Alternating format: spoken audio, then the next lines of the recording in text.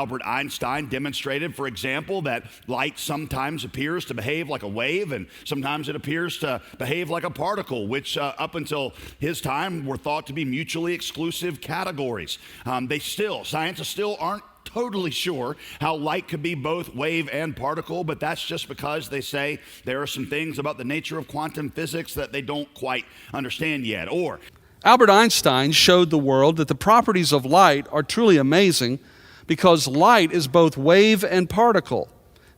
Technically, that's impossible in science. Yet you and I can read that in a science book with light.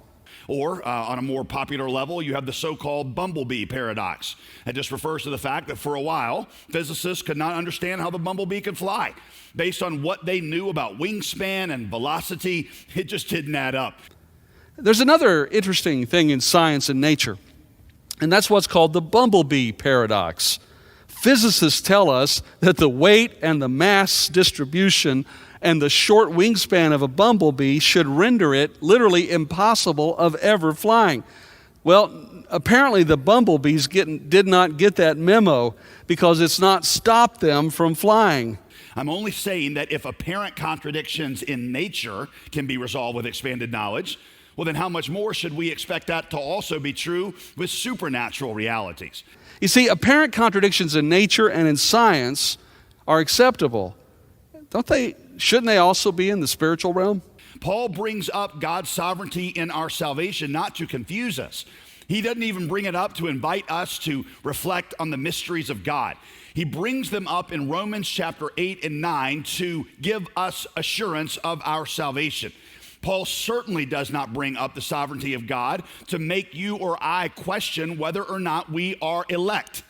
You see, Paul lays out God's sovereignty in election.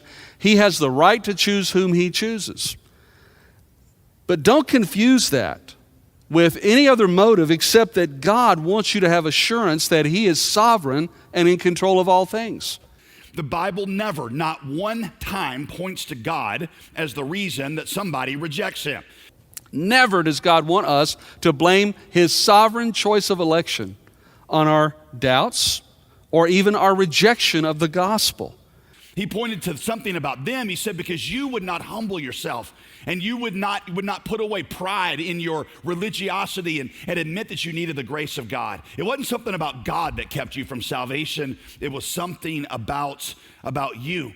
Paul points out the fact that though they were entitled to salvation in their minds, it was their birthright, they clearly, as a nation, rejected Jesus the Messiah. The point is, what's the point of this? God has given you a sincere invitation to receive him. God offers you a sincere invitation to receive him. If you reject him, that's on you. And if you reject him, it's all on you. On the other hand, if you choose God, then you know that God was in it. If you receive him, it's all because of his glorious love for you. This was John Calvin's favorite verse. John Calvin, who came up with a system that is now referred to as Calvinism. John Calvin, who's attributed to the whole idea of Calvinism, had a favorite life verse. Deuteronomy 29:29. This is his favorite verse. The secret things belong to the Lord our God, but the things that are revealed belong to us and to our children forever, that we may follow all the words of this law. It was Deuteronomy 29:29. You know what it says? It says, the secret things belong to the Lord our God, but the things that are revealed belong to us and to our children forever, that we may do all the words of his law. Paul talks again about the genuine heartbreak he has over his fellow Jews who have not come to faith in Christ. Brothers and sisters, my heart's desire, my yearning desire, my prayer to God concerning them is for their salvation. My heart's desire and prayer to God for them is that they may be saved. Who's the them that Paul's talking about? His heartbreak in chapter 9, the first 5 verses, was for his race, his people, his nation, his tribe, if you will, his religion. It was all wrapped up into one huge family called the Jewish people. I point that out because some of the more cynical among you would say, well, wait a minute, Paul. If you just got done talking about God choosing, why are you praying? Because why would you pray if God has already chosen it from the foundation of the world? And see, that's the point, friend. Not even Paul, after discussing the sovereignty of God, not even Paul will kind of resign himself to it being all about God's work and he's got no part of it. He understands that his prayers make an actual difference in the eternities of others. And he's like, I don't know how it all works together, but I'm still praying for them because God uses my prayer to bring Jesus to others. Now, did you notice that Paul, even in chapter 10, verse 1, is passionately praying for the Jewish people to be saved? But you would say, but Paul, if you believe in the sovereign election of God, why do you pray? Why do you witness? The simple answer from Paul and from your pastor is God commanded us to.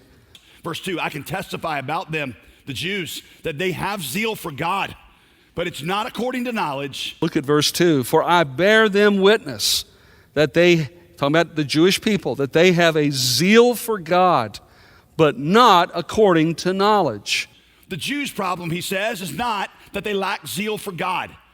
You see, the Jewish response to Jesus was not from a lack of zeal for God. Quite the opposite. By the way, this flies in the face of one of our most cherished cultural maxims. What is it? Right? It's the gospel according to Oprah. Sincerity in religion is all that matters. In our culture, it is anathema to tell anyone they are sincerely wrong. Because everybody believes sincerity is the epitome, the utmost. Man, you can believe anything you want as long as you are sincere in your belief. There's a lot of doctrine, a lot of false doctrine today, a lot of people today who believe that's how you get to heaven. Just be sincere. The Jews' zeal in religion, in fact, Paul says, took them to a very dark place. Zeal in religion can take you to some dark places. There's only two approaches to God. There are two basic approaches today for people who want to come to God. There's one approach where you try to establish your own righteousness. Number one, you establish your own righteousness. We say that is religion that is spelled, 2 letters, D-O.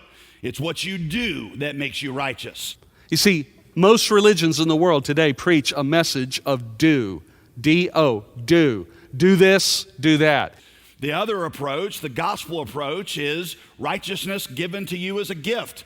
Not because of what you D-O, but because of what has been D-O-N-E. In fact, there's a second way. It's the only way. It's the way Jesus said is the only way to get to God, and that is righteousness is a free gift.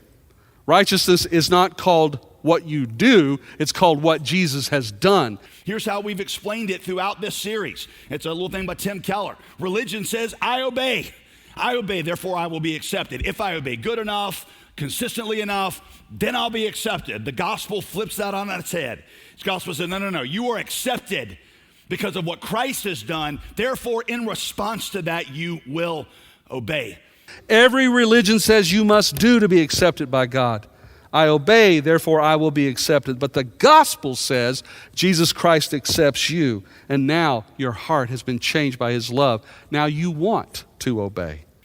There's a great little story about C.S. Lewis walking through the halls of Oxford one day, and he passes down the philosophy hall, and there's about 25 professors, Oxford professors from the philosophy and the religion departments, and they're all in there, and they were preparing a symposium on why all religions were basically the same.